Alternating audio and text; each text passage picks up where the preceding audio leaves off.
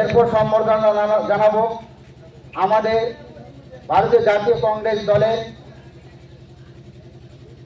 জেলা পরিষদের প্রার্থী বন্ধুবর শাহ আলম সাহেবকে, ওনাকে সম্বর্ধনা জানানোর জন্য অনুরোধ রাখছি।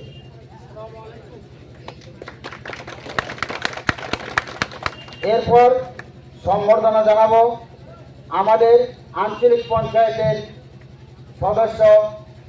সদস্য পদের প্রার্থী ভারতীয় জাতীয় কংগ্রেস দলের আফজাল খান সাহেবকে।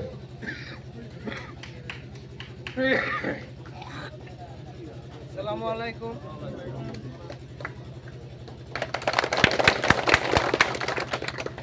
এরপর আমরা সম্বর্ধনা জানাবো Babul Ali, general secretary DCCI অর্থাৎ বরপেটা ডিস্ট্রিক্ট কমিটি।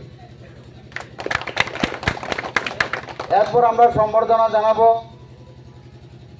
আরেকজন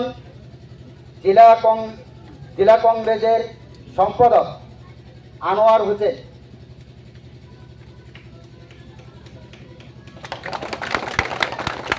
এরপর আমরা সম্বর্ধনা জানাবো সাইদুল ইসলাম সাহেব,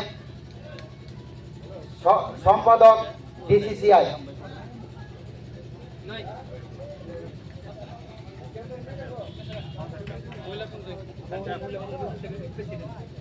এখন আমরা সম্বর্ধনা জানাবো ব্লক কংগ্রেসের মহিলা ভোটের সভানেত্রী, মহিলা ভোটের সভানেত্রীকে সম্বর্ধনা জানানোর জন্য অনুরোধ।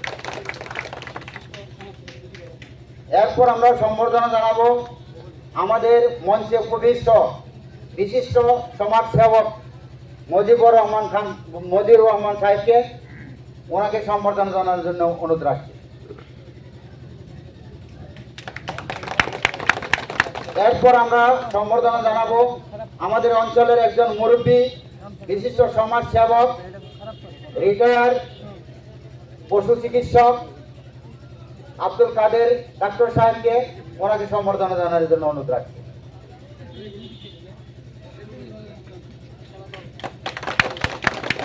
এরপর আমাদের গুমা ফুলবাড়ি সেবা দলের শিব হেদায়তুল্লাহ সাহেবকে সম্বর্ধনা জানানোর জন্য অনুরোধ রাখছি।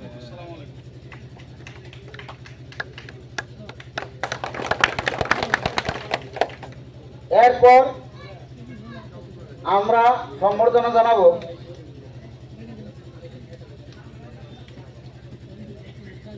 রিটায়ার্ড শিক্ষক আব্দুর রুফ সাহেব, ওনাকে সম্বর্ধনা জানানোর জন্য অনুরোধ রাখছি। এরপর আমরা সম্বর্ধনা জানাবো আমাদের মঞ্চে উপবিষ্ট বিশিষ্ট ব্যক্তিগণ যারা আছে তাদেরকে আমি সবাইকে আপনাদেরকে সম্বর্ধনা জানানোর জন্য অনুরোধ রাখছি।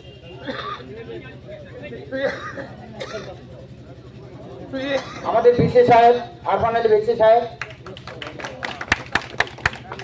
এবং মঞ্চে উপবিষ্ট রাজনীতি মিটিং, সময় নেওয়া যাবে না, কেউ খারাপ পাবেন না, কারণ সম্বর্ধনা অনুষ্ঠান চালাতে যদি অনেক সময় যায় রাজনৈতিক মিটিং, এত দেরি করাও যাবে না, তাই সবাইকে সম্বর্ধনা জানানোর জন্য অনুরোধ রাখছি।